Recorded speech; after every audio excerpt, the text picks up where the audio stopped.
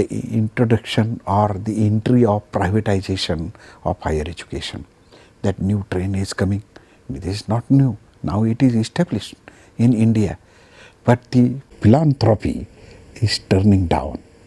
The charity, education to be provided in a free way, or who wants that now, philanthropy is going to change. We have to notice here.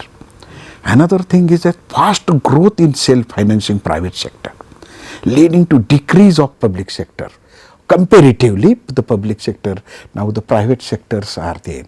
If you see just now UGC had declared a Institute of Eminence, equally 10 private sectors, 10 public sectors. That means they are now equally contributing in higher education and entering into the higher education, and we have to notice it, we have to accept it, the existence of self-finance or private institution in higher education, and how collaboratively, togetherly, private and public sectors will come together and give the result which we are expecting in the higher education of this nation is the things we have to consider.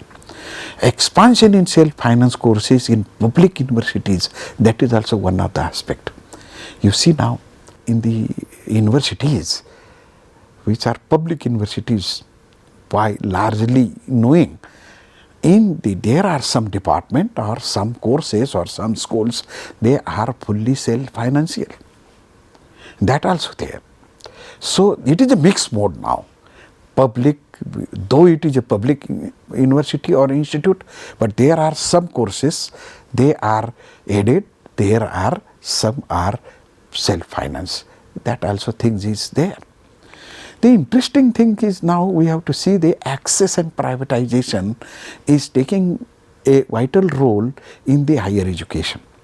And how much is about 50% higher education institute worldwide from the private sector. Also, if you see not only in India, but also the country where the more than 50% private institutions are contributing in higher education.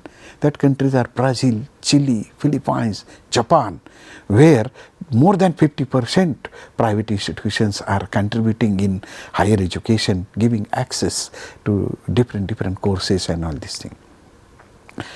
Then we have to accept some changes in higher education, and that is the first change in the higher education is that the reduced level of public financing comparatively to the who are seeking admission in higher education, access to the higher education. All seekers or all aspirants will not be on the public finance expenses fulfilled, and for that purpose the private sector has been entered. Just now we have discussed. Then the percentage of student teachers in the that also going to change.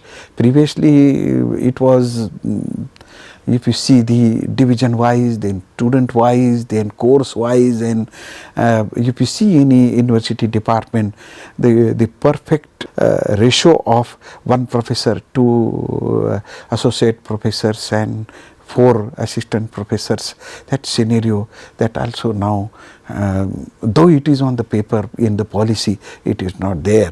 There are so many retired professors and immediately they are not recruited immediately. So we have to see that how the government will recruit that positions immediately after the retirement, or what the time gap arrangement we have to see. The university has to find out the solution, the college has to find out the solution. That is why non-recruitment of the teachers at the right time is also one of the things we have to see in the changing scenario of higher education, and for that temporary solutions we have to find out.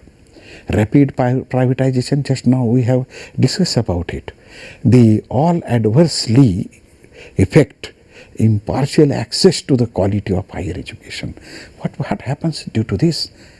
student-teachers ratio, not recruitment of the teachers, raising the cost of higher education, and it is hampering the quality of higher education, friends. And that is why what can be done in higher education, and the government commitment to the funding of higher education, which is expecting 6%. We have to again and again knock to the door of the higher education, so that 6% of GDP to share in the higher education to be allotted. Then out of that 1.5% of GDP to higher education need to be allotted. Focus on quality and equality need to be ensured. Operation Blackboard like schemes government has initiated sometimes, but in higher education now government had taken a right decision. MHRD had taken a very excellent schemes, but we have to monitor its impact. Such a schemes like a RUSA, Pandit Madan Mohan Malviya, National Mission for Teachers and Teaching, is one of the very important initiative taken by the UN. And there are Nishta, there are Diksharambha, there are other initiatives has been taken by the government just now. They are recent. Still some schemes up the has to be initiated just now. Some had initiated last 2 years, and the impact we have to see in higher education. But these things are there. And the impact of every scheme to be confirmed, so that really it changes the higher education or not. The online degree to be introduced now, it is in need of the hours, so that so many those are out of the stream, they can anywhere, anytime they can learn and acquire their degree and acquire the higher education, so that objectives of higher education can be achieved. Interesting thing is that we have to see again as a teacher in higher education, the creation of knowledge at a college level, whether it is happening or not by doing a proper research, relevant research or not. It's an interesting thing, we have to see. The first and important aspect of higher education is creation of knowledge.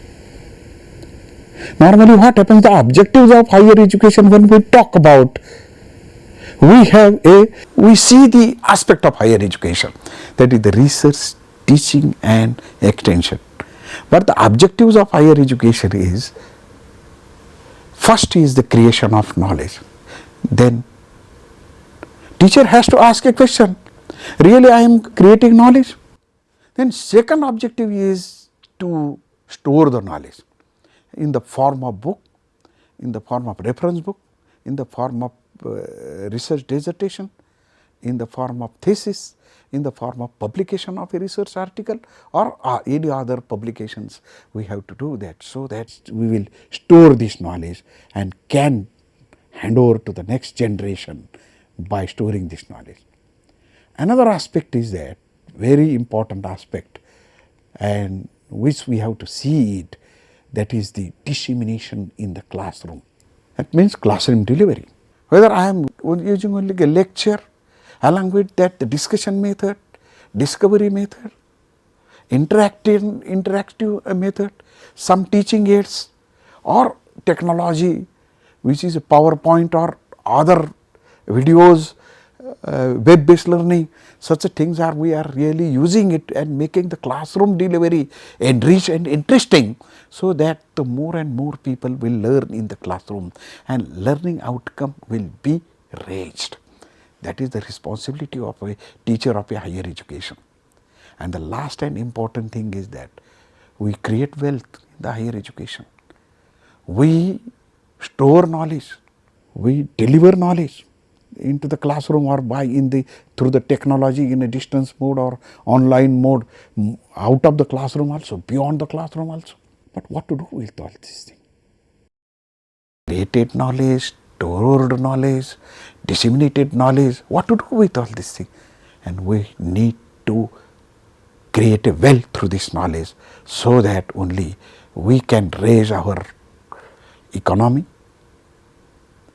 achieve our economical growth, and through that created wealth, that wealth will be established to establish a social equality and social justice in the society, to establish a peace in the society, and that is the real aim of the higher education.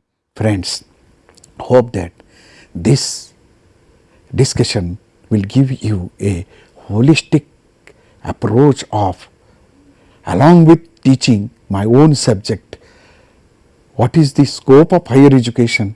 You need to consider and you need to notice it, so that your duty to realize the creation of knowledge, storage of knowledge, dissemination of knowledge, and creating wealth through knowledge, at least you will contribute in these 4 objectives, or you can create a human resources through the higher education, which afterwards they can create a knowledge, they can store knowledge, they can create a wealth which will really enrich this country, make a powerful this nation, and which is really a aim and goal of higher education. We have to realize it by understanding higher education very properly and performing our duty. Wishing you best for that. Dhanyavad.